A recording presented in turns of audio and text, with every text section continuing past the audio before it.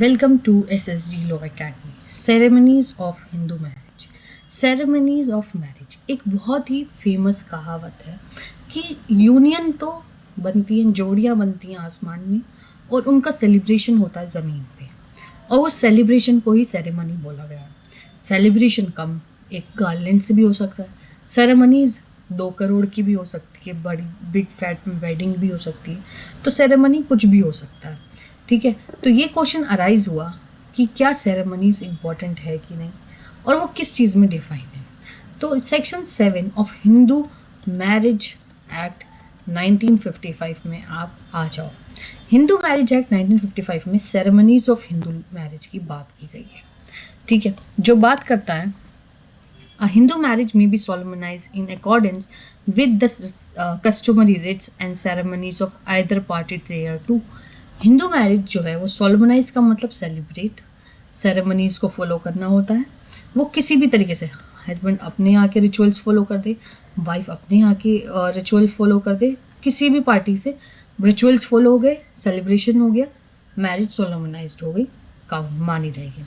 When such rites and ceremonies, including the Saptapati, that is by taking a 7 steps by bridegroom and bride jointly before the scared fire, the marriage become complete and binding with the 7th step is taken. जैसे ही Ritz और ceremonies complete हो जाएंगी, चाहे वो सप्तपति हो, marriage binding हो जाएगी और कंप्लीट मानी जाएगी. सेरेमनीज की इम्पोर्टेंस बहुत ज़्यादा है हिंदू मैरिज में. अगर आप अकॉर्डिंग टू वेदा देखें, there are so many rituals need to be follow. Vedas में इतने रिचुअल्स हैं, जैसे 7 फेरे होना, ठीक है, कन्यादान, बहुत सारी सेरेमनीज हैं जो फॉलो किए जाते हैं at the time of marriage, जो होने चाहिए. ठीक है, तो वेदा ने यहाँ पे रिचुअल्स की इंपॉर्टेंस बताई है और अपने यहाँ पे जगह दी है. सोलमनाइज का मैंने ऑलरेडी मीनिंग बताया, सेलिब्रेट करना, सेरेमनीज फॉलो करना, और इसीलिए मैरिज को सोलमनाइज्ड बोलते हैं.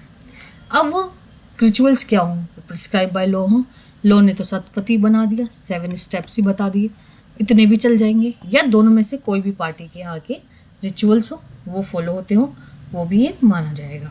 ठीक है, विष्णु प्रकाश वर्सेस शीला देवी एक केस आया था 2001 में सुप्रीम कोर्ट के पास, जहाँ पे साउंड राउंड, जैसे ही वो लोग 7 राउंड कंप्लीट करते हैं एक सेक्रेट फायर में, उनकी मैरिज बाइंडिंग मानी गई. यहाँ पे 7 राउंड को एक सेरेमनी मानी गई और मैरिज को भी बाइंडिंग मानी गई. रामलाल अग्रवाल वर्सेस शांता देवी का केस आया था, जिसमें ये हेल्ड किया था कि कन्यादान इसेंशियल नहीं है, ना ही मैंडेटरी सेरेमनी है.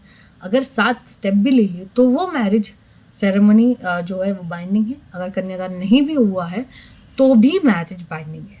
ठीक है, डोली रानी वर्सेस मनीष कुमार चंचल, ये लीडिंग केस है.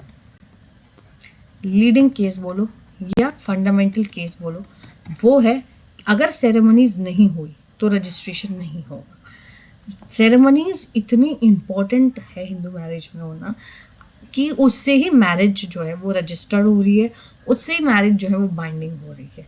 तो इसलिए सेरेमनीज होना बहुत ज़्यादा ज़रूरी है, जिससे कि मैरिज रजिस्टर हो पाए. 7 स्टेप इनफ है, 7 राउंड इनफ है.